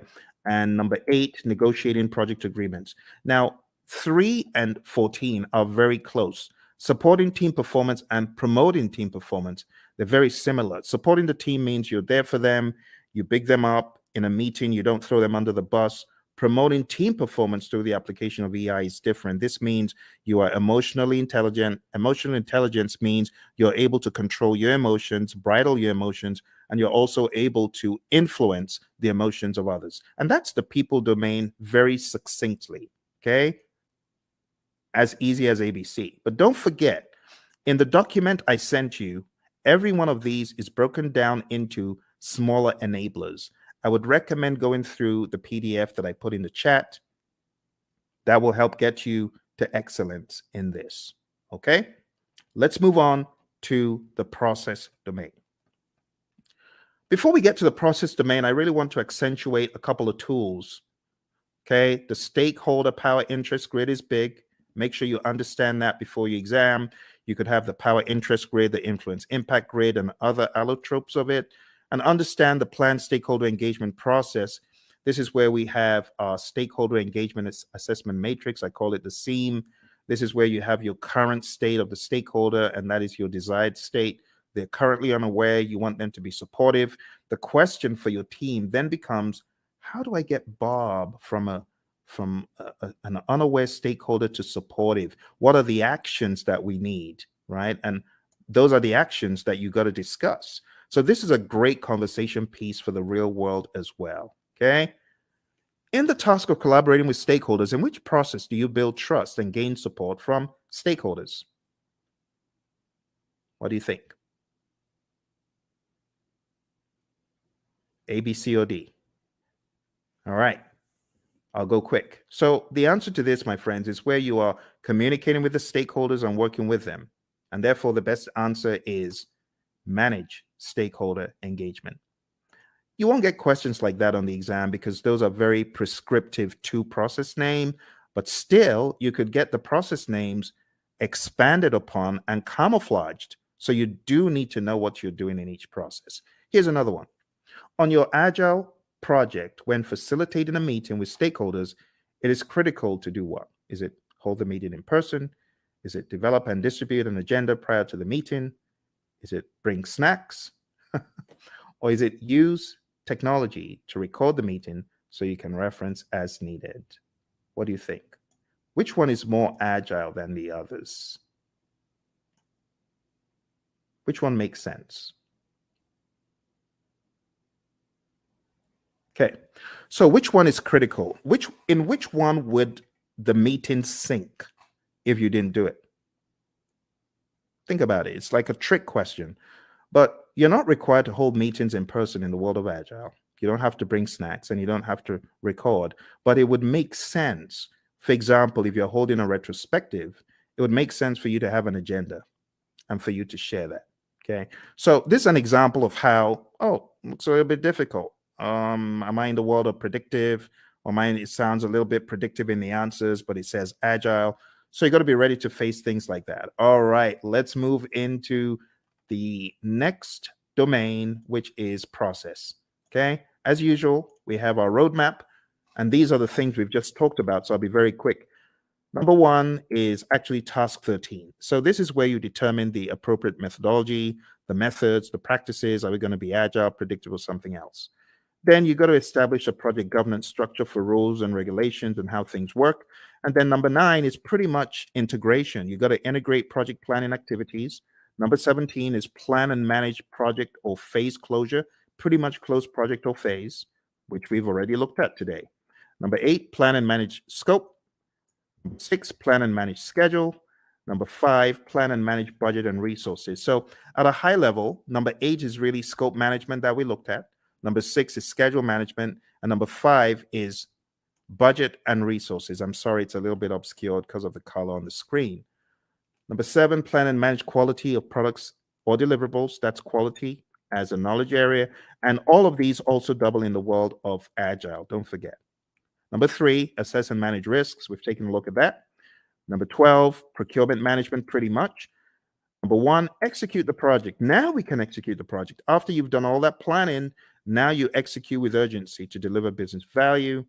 Number 16, ensure knowledge transfer for project continuity. Make sure that you're transferring the knowledge, because if that person leaves, what's going to happen? That needs to be your question. All right, manage project issues, have an issue log. Make sure you chase those impediments as vehemently as possible before they eat you alive. So we talk about impediments, obstacles, and blockers. So the question is, what is the difference between an impediment, an obstacle, or a blocker? And the answer is an impediment slows you down. An obstacle is in the way. Now you can go around it, you can go over it, but when it comes to a blocker, you're stuck in your tracks. You're stopped. That's really bad. They're all bad, but blockers are the worst because they just stop you in your tracks. You can't move. When we talk about managing project issues in the world of predictive, all of those things are in your issue log. You got to go after them. Manage project changes just means manage changes using your change management plan. Your configuration management plan must also be considered. This is manage project artifacts. 3 artifacts in Agile. Who remembers?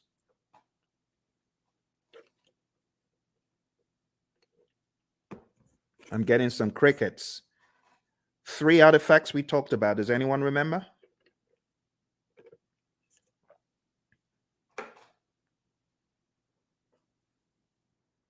Hello?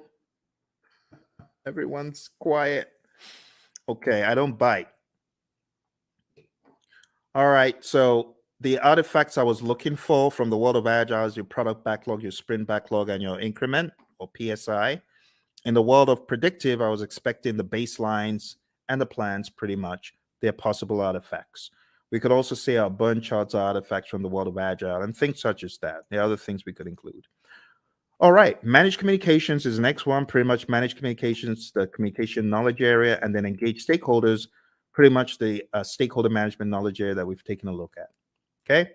Don't forget, there's some really important stuff in the Agile Practice Guide as far as the incremental Agile predictive iterative mantra, knowing when one is better than the other. So if there's a low degree of change, but there's a high frequency of delivery, it's incremental, stuff like that. This image is going to help you master.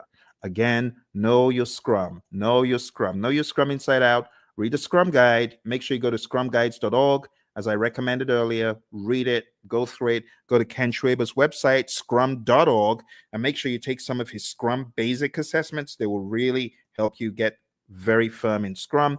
And don't forget the PMI's Agile Practice Guide, page 18, table 3-1. This is a table that you do, in my mind, absolutely need to know before your exam. And when it comes to the world of risk, just understand that risk can be positive or negative. Like in this image, we have, okay, the mouse gets the cheese. Well, that's a positive risk. Or the trap gets the mouse. Okay, it's a negative risk. But from whose perspective? From the perspective of the mouse.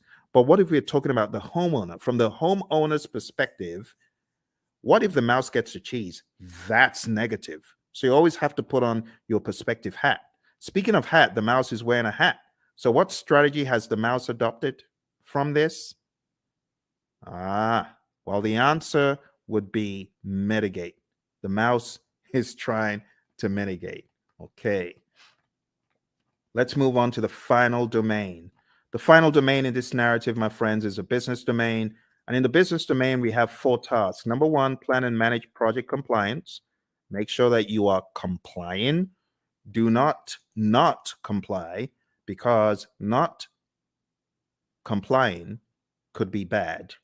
We're going to hear from our buddy Roy very quickly here. He's going to share an agile perspective of compliance.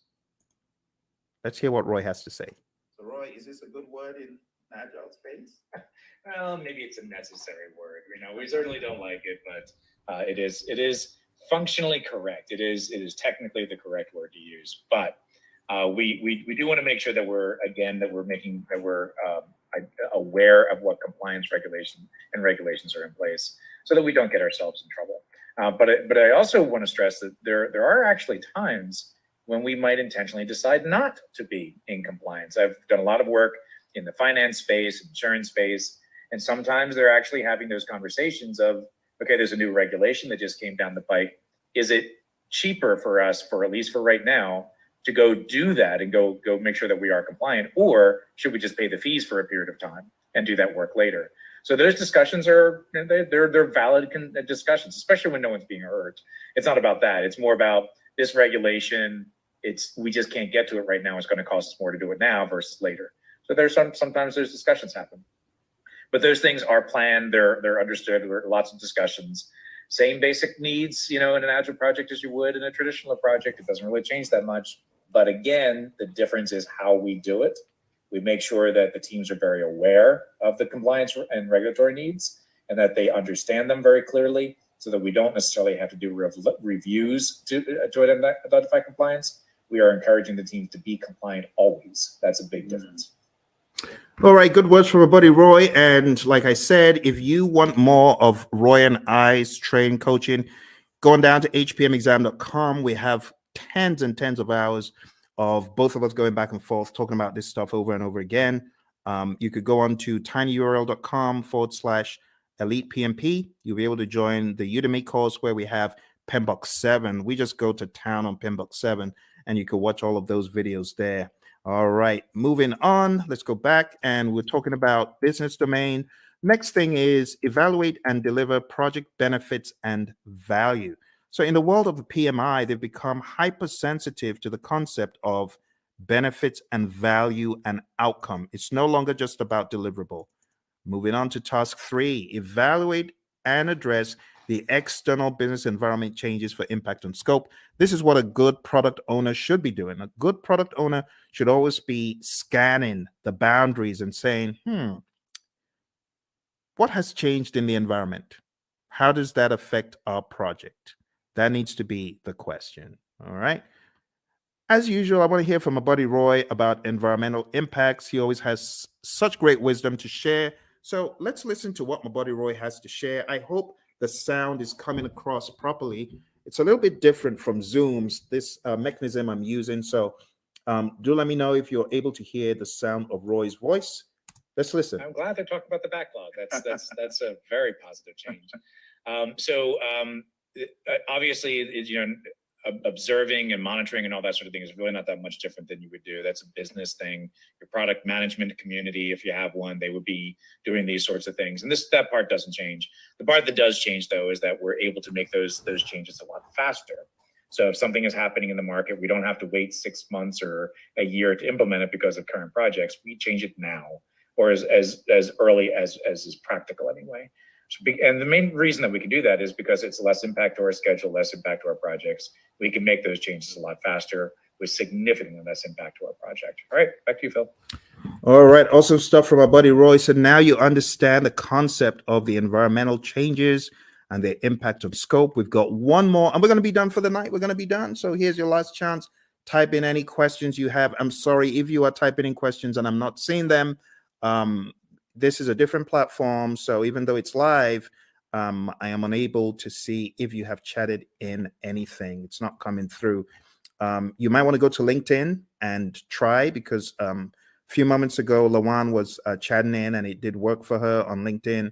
So if you're typing in and it's not working, I am sorry. All right, let's go on to the final one, and it's support organizational change.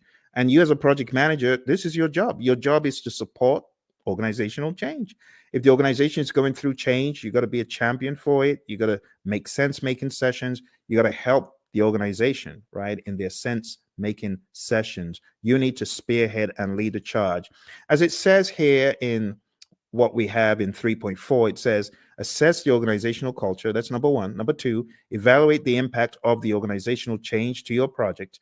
And finally, evaluate the impact of the project to the organization. And then you got to determine required actions either way. That's the general idea.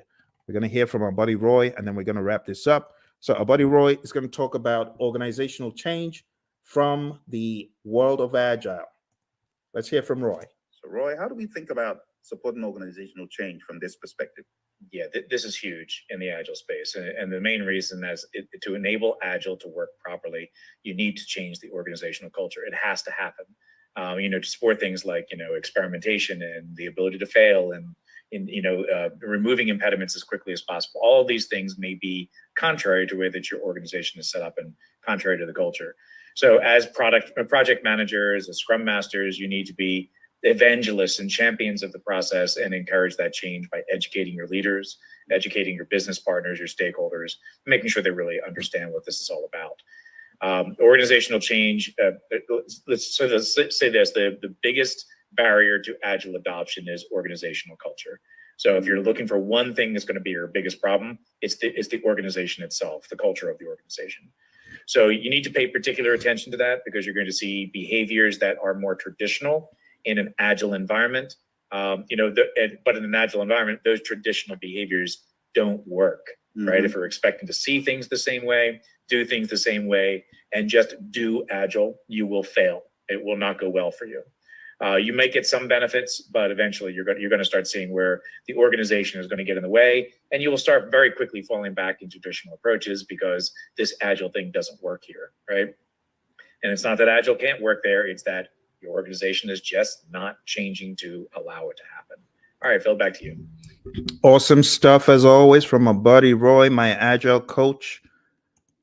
Thank you, Roy. And with that, my friends, we are done. Or are we? There's one little piece left that I like to throw in at the end, just to help you see how far we have come. Because when I tell you we've climbed 1,000 mountains, you better believe it. We've climbed so many mountains that you won't even believe. When you see the roadmap of everything we've done tonight, you won't believe how much we've done. We've done a boatload of stuff. We've done so much stuff. It could actually be a little bit mind-boggling to you. So what I like to do at this point, I like to show like a roadmap of all the intricacies of the PMP exam. So let me just go over them one by one. First of all, we've talked about the world of predictive. We've talked about the world of agile. We've talked about the people, process, and business domains. We've talked about Scrum. We've talked about Kanban. We've talked about the Agile manifesto, talked about the Agile manifesto values and principles. And then I've shown you PMBOK 7. I've shown you PMBOK 6. I've shown you the 12 principles and the 8 domains. Wow. My goodness. Okay, let's put it all into perspective. I'm going to show you one more image to bring it home. This is going to be the coup de grace. It's going to help you see everything in one place. Okay. But are you ready? I hope you are. This is going to go pretty deep. Let's take a look. I call this the PMP mind map. PMP mind map. And this mind map encapsulates the entire journey. I think at the end of it, you'll probably appreciate all the work you have been doing, actually. All the work you've been doing to succeed on your PMP, you're going to see it come to light here. All right. Here we go.